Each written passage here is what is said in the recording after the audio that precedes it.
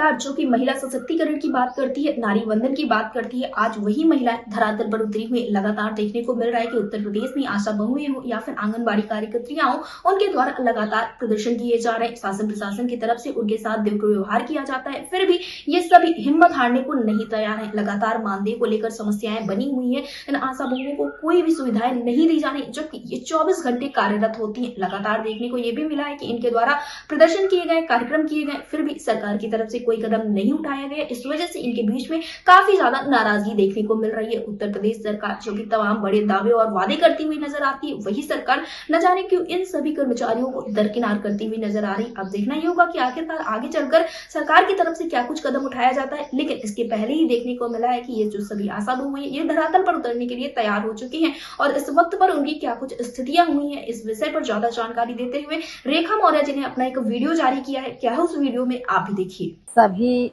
आशा बहनों एवं संगनी बहनों को मेरा नमस्कार।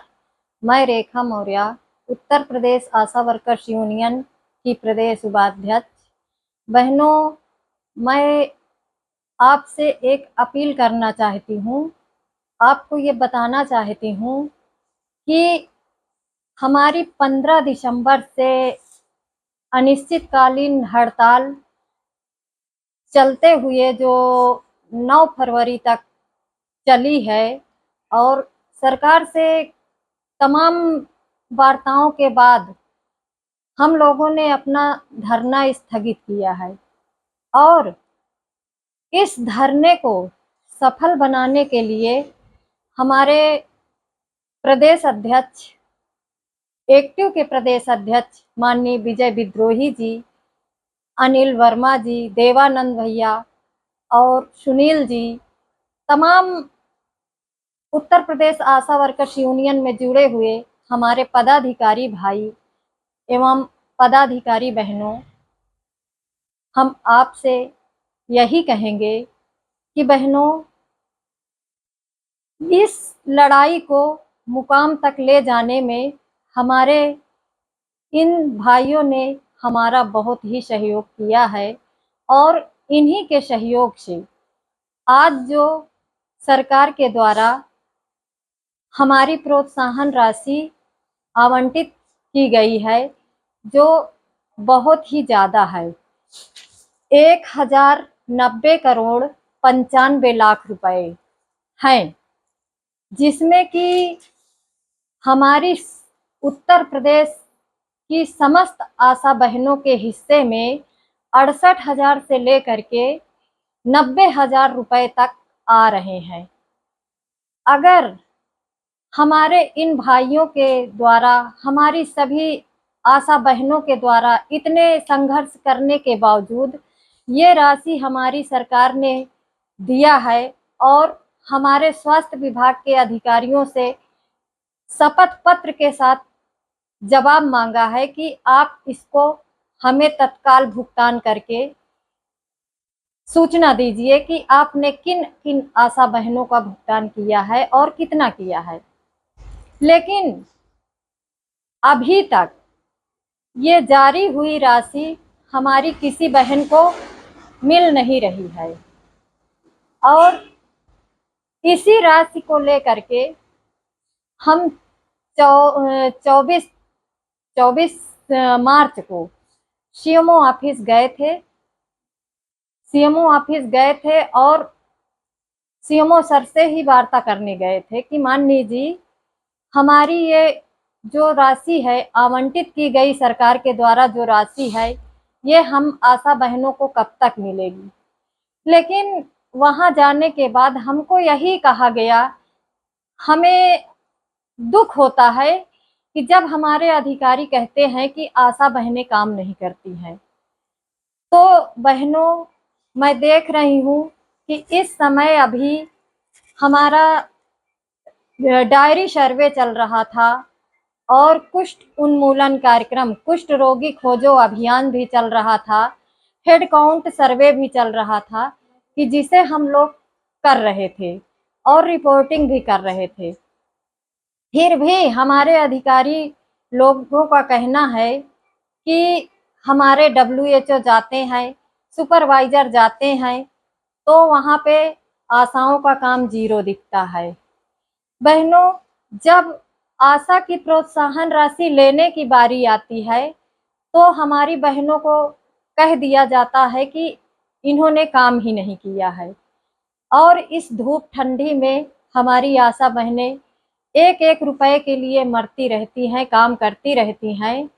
और जब भुगतान की बारी आती है तो हम लोगों को नीचा दिखाकर टाल दिया जाता है। बहनों, हम आप लोगों से यही कहेंगे कि क्या जब आशा बहनें अपना प्रोत्साहन राशि अपनी मांगती हैं तभी हमारे अधिकारी हमको ये बातें कहते हैं, और जब भारी भरकम रकम सरकार के द्वारा आती है तब भी यही कहा जाता है। बहनों, क्या आशा के कार्य के लिए सुपरवाइजर बने हैं, डब्ल्यूएचओ बने हैं, और किसी विभाग की जांच करने के लिए, ना एनम सेंटर की जांच करने के लिए, ना सीएचओ सेंटर की जांच करने के लिए, जहां पे भारी भरकम वसूली करते हैं वहां की जांच करने के लिए इनका डब्ल्यूएचओ, ना इनका सुपरवाइजर, ना डीसीपीएम, ना बीसीपीएम, ना अधीक्षक कोई जांच करने नहीं जाता है। तो इस समय का जो मामला चल रहा है, जो हमारा 1090 करोड़ 95 लाख रुपए हम आशा बहनों को सरकार ने दिया है, इसको पूरी तरह से गमन करने की तैयारी हो चुकी है। और ये पैसा अगर हम लोग शांति से इसी तरह बैठे रहेंगे तो हमें 1 रुपए मिलने वाला नहीं है। इसीलिए मैं आपसे यही कहूँगी कि अगर आपने लगातार 15 दिसंबर से लेकर के 9 फरवरी तक हड़ताल किया है तो 10 अप्रैल को भी आप लोग भारी से भारी संख्या में सीएमओ ऑफिस पहुंचे, और जब तक ये हमारी सरकार के द्वारा जो धनराशि दी गई है इसको जब तक हमें नहीं मिल जाती तब तक हम सीएमओ ऑफिस में बैठेंगे। तो बहनों, इसीलिए मेरा यही कहना है, आप लोग हमेशा यही कहती थी कि जो हमारे अनिल भैया बोलते थे, अनिल अंकल बोलते थे कि 50-50 हजार रुपए आशाओं का बकाया है, तो आशाएं यही कहती थी कि वो 50,000 रुपए कब आएंगे। इसको मैंने कई आशाओं ने मुझसे ही सवाल किया था कि ये हमारा 50,000 रुपए कब आएंगे, लेकिन हमारे इन भाइयों के द्वारा, माननीय विजय विद्रोही जी के द्वारा, अनिल वर्मा जी के द्वारा, देवानंद भैया के द्वारा और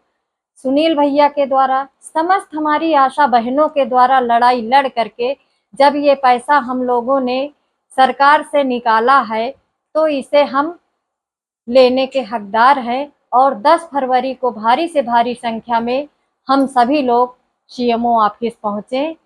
तभी जाकर के ये पैसा हम लोगों को मिलेगा, वरना हम लोगों का 50-50 हजार, 80-80 हजार रुपए फिर गमन हो जाएगा, क्योंकि सरकार ने दे दिया है और गमन करने के लिए हमारे नीचे के अधिकारी, सरकार से नीचे के अधिकारी बैठे हुए हैं, और ये इधर खाते से उधर खाते में ट्रांसफर करके ये पैसा चला जाएगा और हम किसी आशा बहनों को नहीं मिलेगा। अगर आप लोग इस पैसे को लेना चाहती हैं तो आप लोग 10 अप्रैल को भारी से भारी संख्या में सीएमओ ऑफिस पहुंचने का कष्ट करें। धन्यवाद।